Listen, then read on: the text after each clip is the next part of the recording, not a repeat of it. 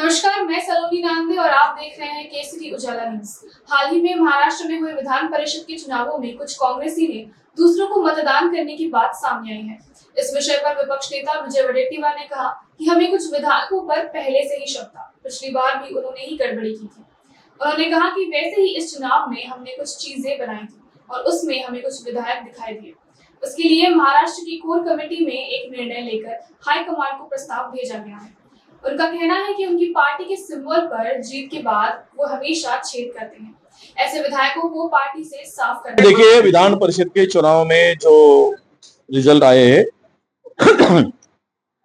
एक तो क्लियर था कि संख्या बल अगर देखते हैं तो वैसा तीसरे सीट के लिए मुकाबला होना तय था।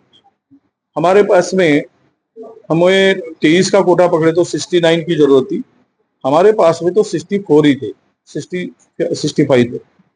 और अलायंस जो हमारे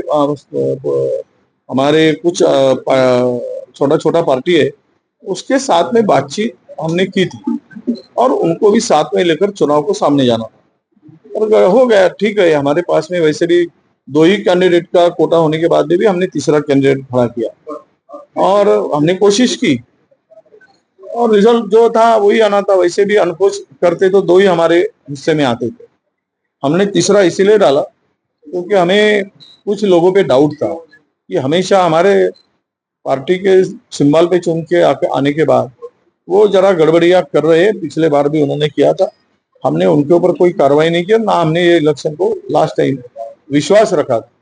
तो वो तभी भी हमारे साथ में थोड़ा पार्टी के साथ विश्वासघात हुआ था। पर आज थोड़े हमने एक सिस्टम बनाई थी और वो सिस्टम में कुछ लोग हमें आइडेंटिफाई हुए और वो 100% हुए।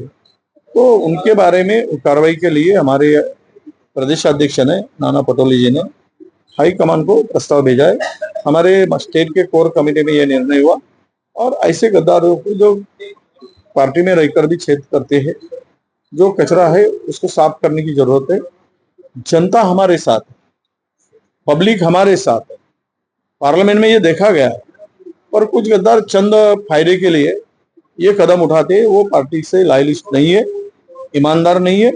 ऐसे गद्दारों को कार्रवाई होनी चाहिए, ये एक सबकी एक साथ में एक राय है।